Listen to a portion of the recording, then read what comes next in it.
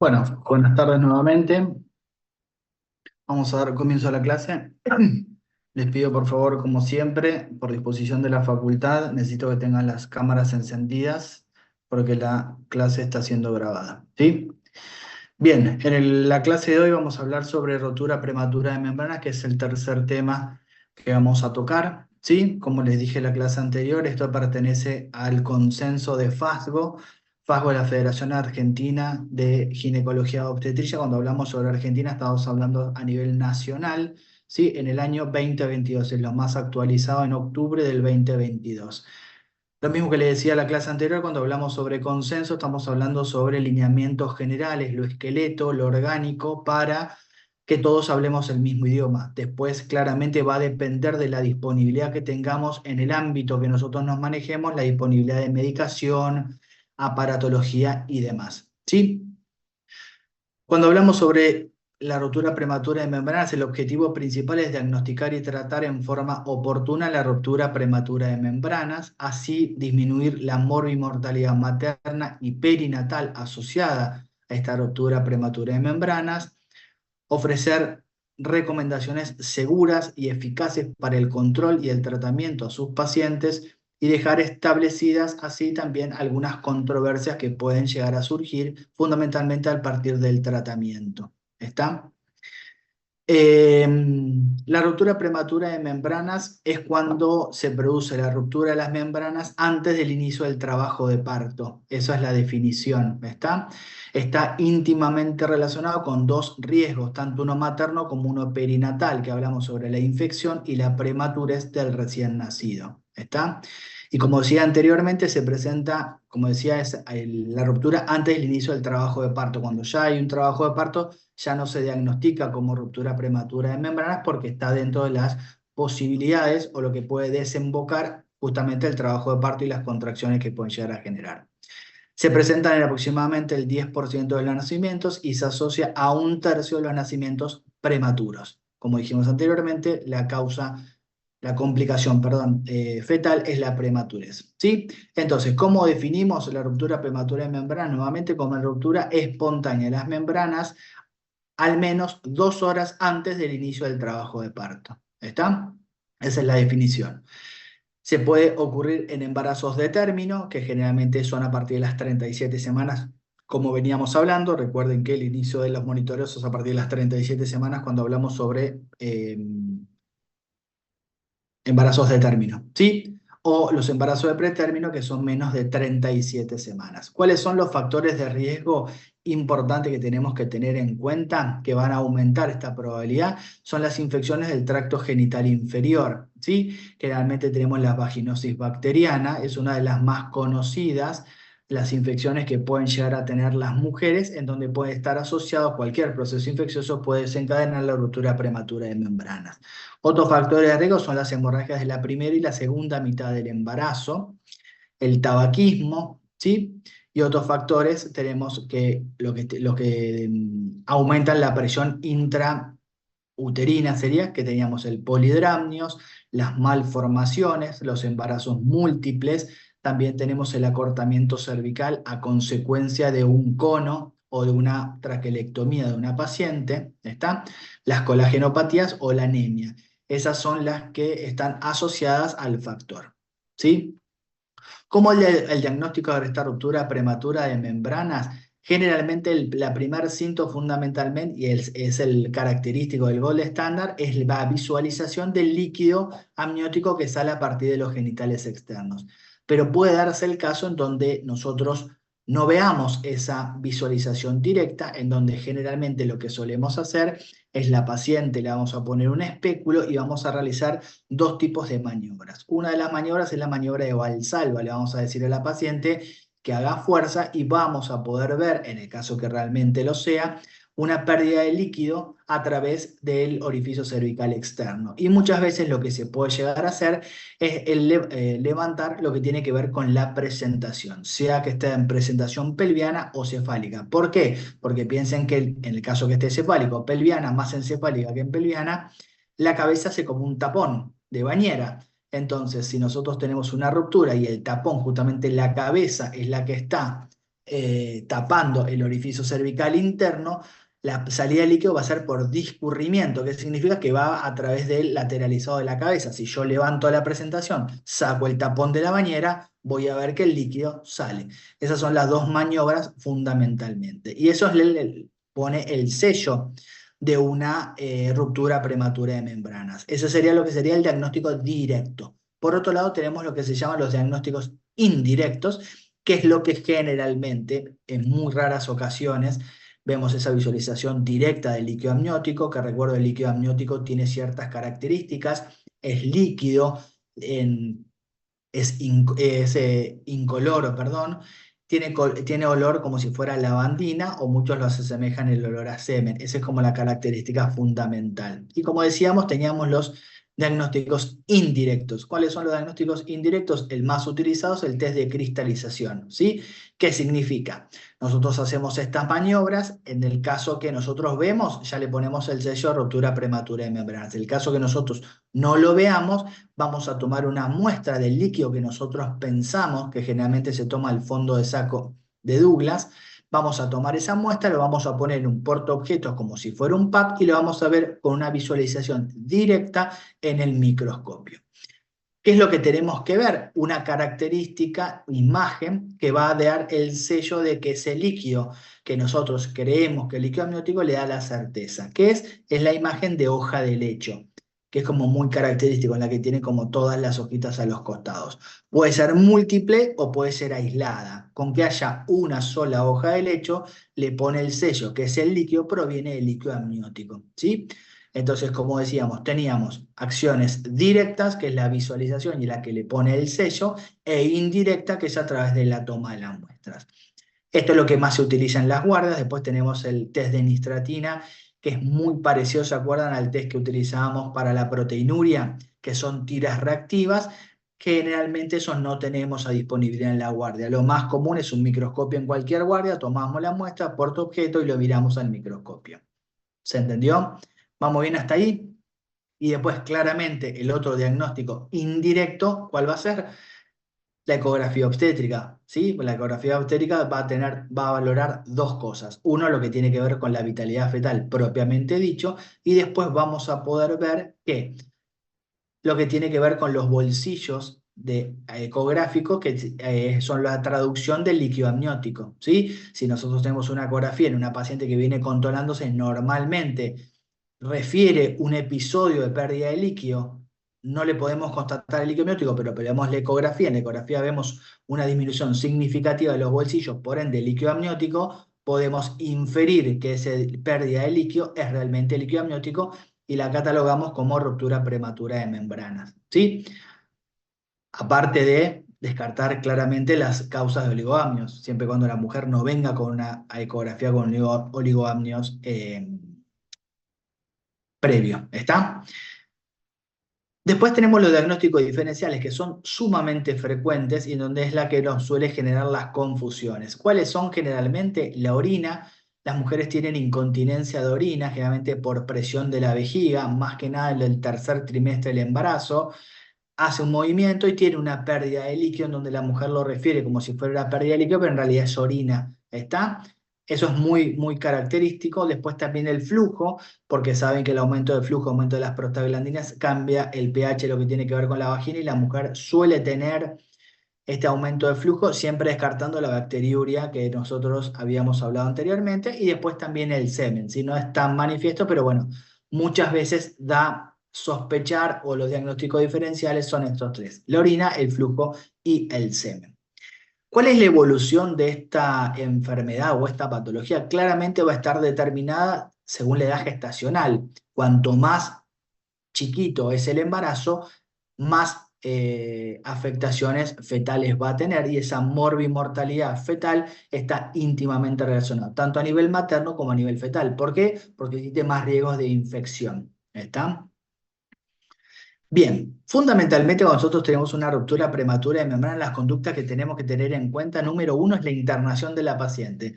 Si yo confirmo que esta paciente tiene una bolsa rota, la paciente se interna, no anda deambulando. ¿Está? Sea de término o sea de pretérmino. ¿Está? Cuando hacemos la internación, claramente tenemos las medidas higiénico-dietéticas, los cambios de apósitos que tenemos que hacer, y vean que yo hasta ahora nunca hablé de tacto.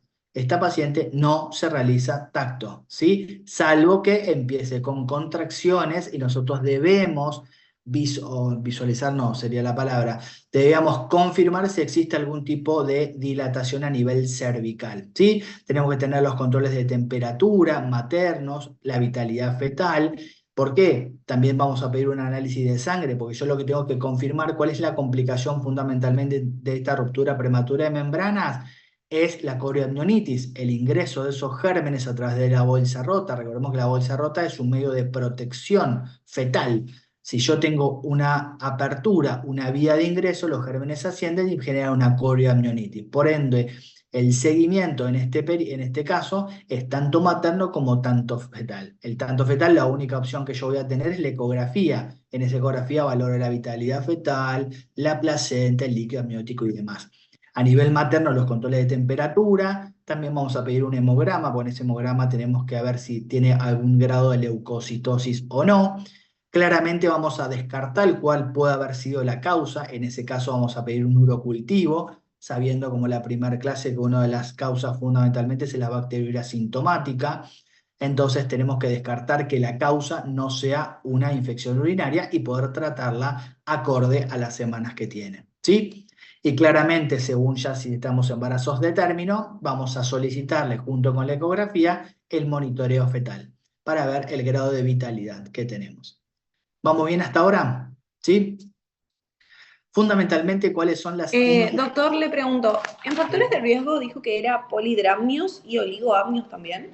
¿O solo No, polidramnios? polidramnios. Todo lo que aumente la presión intrauterina. Ok, perfecto. Embarazos dobles, polidramnios, malformaciones, eso. Oligomnios no. Perfecto. ¿Y alguna patología tipo hipertensión gestacional o diabetes podría estar? Cualquier tipo de patología está asociada, pero genera en menor medida. Pero lo que más determina la bolsa ROT, bueno, sacando un traumatismo, un accidente que puede llegar a causar, se cae, se golpea la panza, todo lo que tiene que ver con un aumento, es como un globo. Todo lo que aumente la presión intraabdominal es la que puede generar la ruptura en ese caso. Y Perfecto. descartando causas infecciosas, como dije. Ok, ¿Está? sí. Bien. Sea indistintamente para dejar en claro cuáles son las indicaciones de interrupción de un embarazo, indistintamente de la edad gestacional, es que nosotros sospechemos clínicamente una corioamnionitis, que haya un desprendimiento de placenta, porque muchas veces esta es una patología que está íntimamente relacionada al desprendimiento de placenta, muerte fetal o compromiso de la salud materno-fetal a través de estos controles. ¿Quedó claro? Cualquiera de estos criterios, indistintamente de la semana que sea de embarazo, se interrumpe. ¿Está? Bien. Para ver las conductas que vamos a tomar y cuál es el seguimiento, vamos a dividir a estos embarazos en tres. En término, más de 37 semanas, en un pretérmino tardío y en un pretérmino.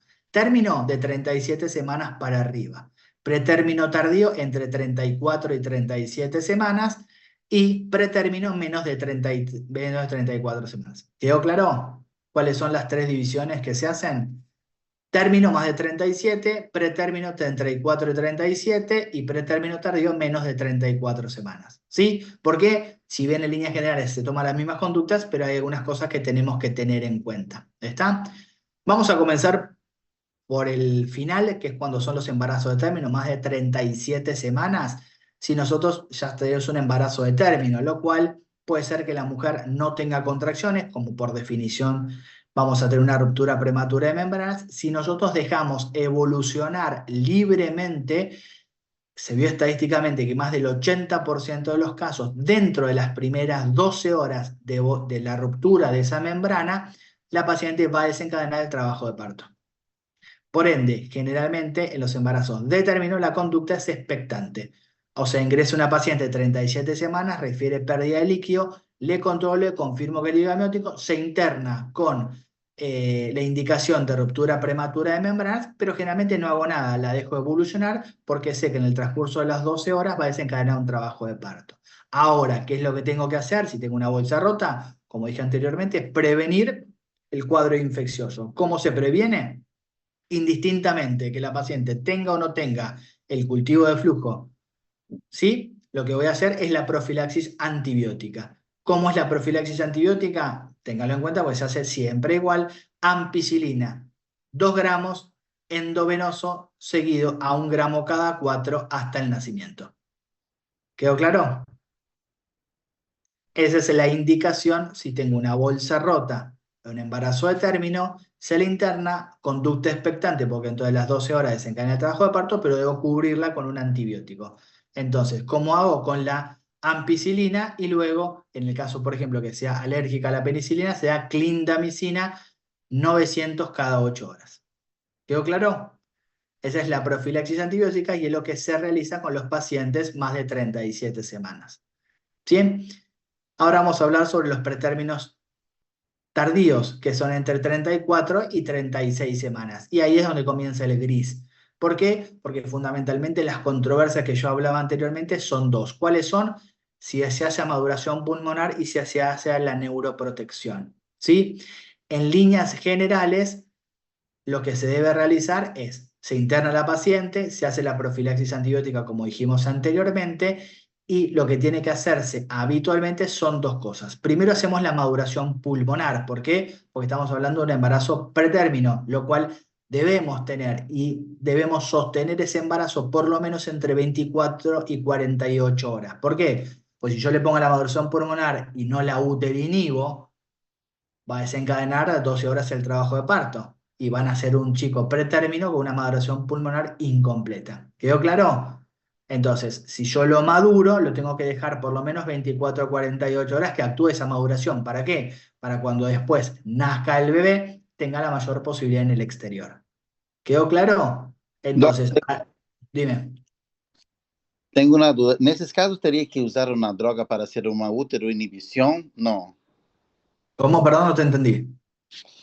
Usar algum fármaco para ser Sí, uteroinibição? sí, la isoxsuprina es la medicación, el Duvadilán del nombre comercial. Ah, ok. Tem que usar sí o sí? Não. Esa, claro, porque vos tenés que uterinhibirla. Si vos no la uterinhibís, como dije anteriormente, 12 horas después de bolsa rota va a desencadenar el trabajo de parto. Ok. Trabajo de parto igual nacimiento. Si vos la maduraste, no te sirvió nada la maduración. ¿Se Sim, entiende? porque a maduração são como dos dias, sim? Sí, depende la maduración que utilices. Puedes usar Dexa o betametasona. Lo ideal hacer es el repique a las 48 horas, pero siempre es preferible tener una a no tener ninguna. Ok, gracias. De nada. ¿Se entiende? Entonces esa es la diferencia. Se interna, se pone en la profilaxis antibiótica y se uterinhibe. ¿Está? Generalmente en estos casos, cuando son pretérminos tardíos, no se hace la neuroprotección, pues ya estamos hablando casi de término, con una maduración pulmonar alcanza y sobra. Diferentes en el Perdón, caso. Doc, Dime. pretérmino tardío sería entre 34 y 37, ¿sería? Exactamente. Sí, en realidad son 36,6, pero son 37. Pero ahí ya no serían, no hay que madurar los pulmones, ¿o sí? Sí, sí. ¿Sí? ¿También? Hasta entre 34 y 37, sí. Más de 37, no. Ah, Por eso porque, es lo que... porque habíamos visto que la maduración se hacía hasta la semana 34, que después no se hacía, eso es lo que Ya vimos. te digo, esto es lo que dice la guía del consenso, como te digo, después cada institución maneja sus propios protocolos. Ok, Estos son lineamientos generales. Menor pretérmino debería tener por lo mínimo una dosis, lo que dijo tu compañero anterior. Realmente son 2 dosis, que ese es un repique. Por lo menos una dosis estaría indicado. ok. O sea, esas ¿Está? 48 horas con betametasona. Exactamente. O de exo o betametasona según lo que tengas. Perfecto, ¿Está? gracias.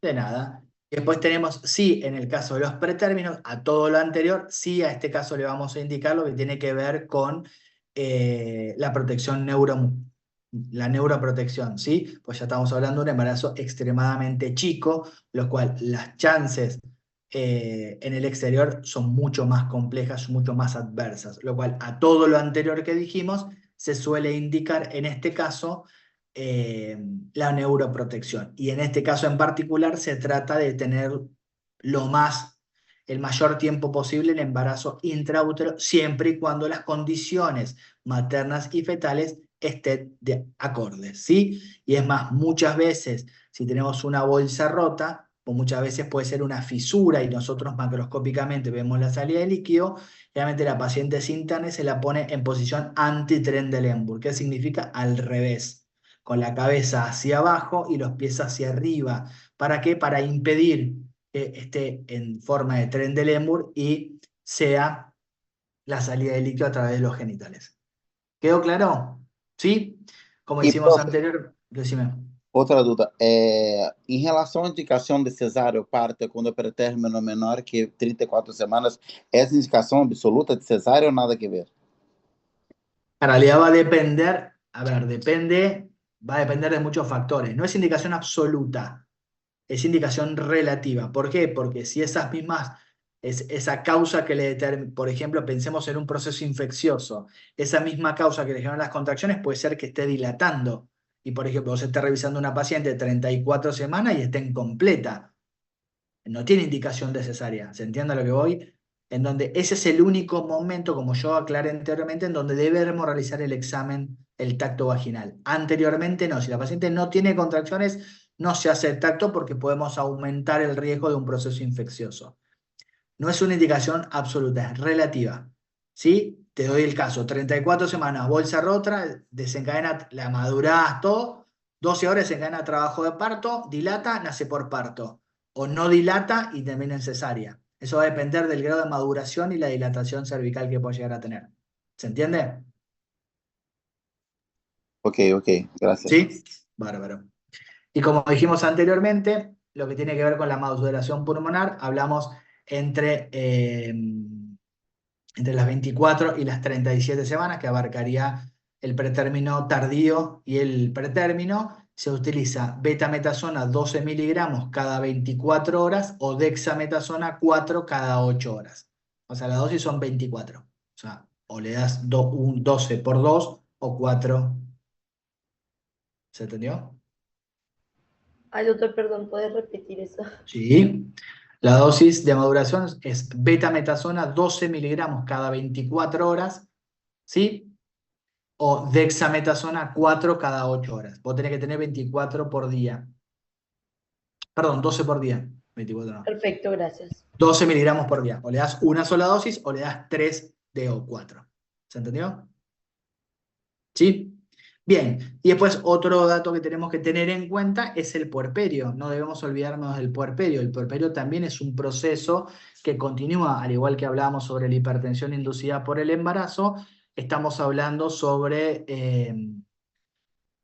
una patología que puede perdurar, más si nosotros sospechamos que la causa de esa bolsa rota es una corioamnionitis. Una vez que nace el bebé, tenemos que revisar la placenta, se manda anatomía patológica para que la analicen, claramente tomamos un cultivo de esa muestra, sospechando que puede ser una corioamnionitis, sabiendo el agente etiológico, teóricamente ya está cubierta con un tratamiento antibiótico que es el empírico que nosotros veníamos utilizando, se puede rotar en el caso que el cultivo venga, que haya cambiado el germen, y debemos tener controles en el puerperio. ¿Cuáles son esos controles? Fundamentalmente determinar una buena retracción uterina, generalmente si en un proceso infeccioso el útero no se retrae y continúan las pérdidas, lo que tiene que ver con la visualización y oler los loquios. En cualquier proceso infeccioso los loquios van a ser tipo fétidos, van a tener un olor característico, y fundamentalmente el cuadro clínico de la madre, viendo si tiene fiebre, si hay algún proceso infeccioso y fundamentalmente con los controles de temperatura. Hago esta salvedad porque no nos olvidemos, no es que nace el bebé y se terminó la patología, hay que controlarla en el transcurso de puerperio. ¿Quedó claro? ¿Sí? Es una patología bastante frecuente, ¿está? Que hay que tenerla en cuenta porque tiene sus riesgos, tanto maternos como fetales. ¿Está? Bien. ¿Alguna pregunta, alguna duda de la clase? ¿Algo que no haya entendido?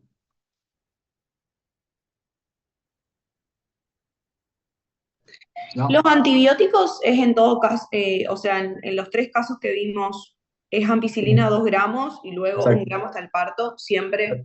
Sí, es el mismo. Ok, La profilaxis es la misma. perfecto. Y si es de pretérmino, se hace la autoinhibición.